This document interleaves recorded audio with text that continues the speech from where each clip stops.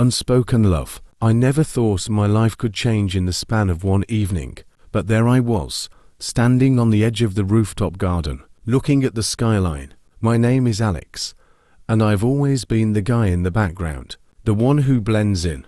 But tonight was different. Tonight, I was meeting Emma. We had worked together 4 years, exchanging nothing more than polite smiles and work emails.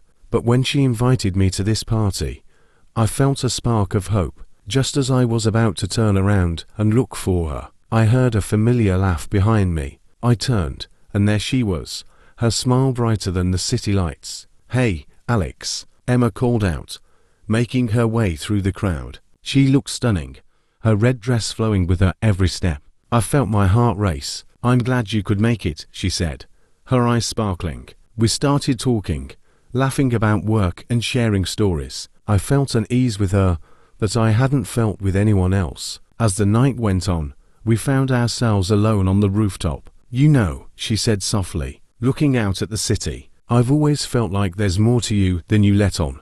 Her words hung in the air, and I opened my mouth to respond.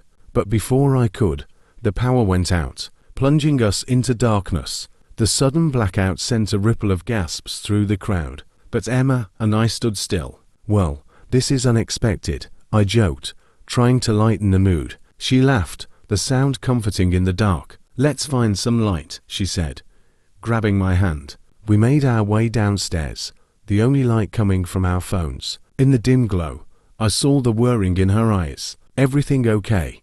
I asked. She hesitated before nodding. We found a quiet corner, and as we sat there, I couldn't shake the feeling that something was off. Just as I was about to ask her again, my phone buzzed with a message from an unknown number.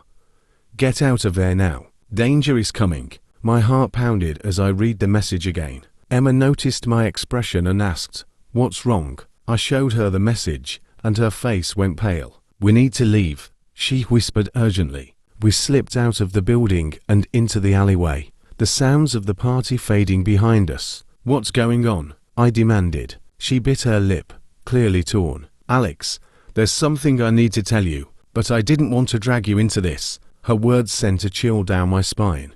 Before she could explain, a car screeched to a halt in front of us, and a group of men stepped out, their faces hidden by shadows. The men approached us, their intentions clear. "Emma, you can't run forever," one of them sneered. I stepped in front of her, trying to protect her. "Leave her alone," I said, my voice shaking. The leader laughed. "You have no idea what you're getting into, do you?" He lunged at me, and I barely dodged his attack. Emma grabbed my arm, pulling me into a nearby building.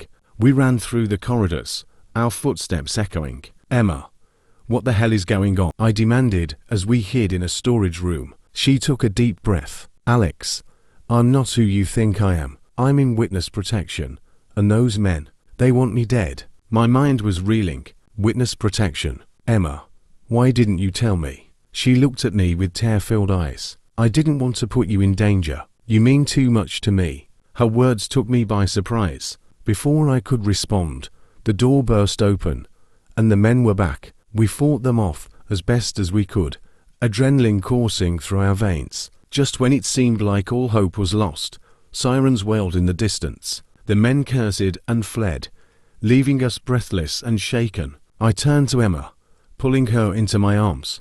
"We'll figure this out," I promised. Together. The police arrived, and Emma's handler explained the situation. They offered to relocate her again, but she refused. "I'm done running," she said, her voice strong. I stood by her side, ready to face whatever came next. As the night turned to dawn, we found ourselves back on the rooftop, the first rays of sunlight painting the sky. "Thank you, Alex," she said, her eyes meeting mine. "For everything." I smiled, feeling a warmth in my chest. "I'm just glad you're safe." We stood there, hand in hand, knowing that whatever the future held, we would face it together. And for the first time in my life, I felt truly alive. Remember to subscribe,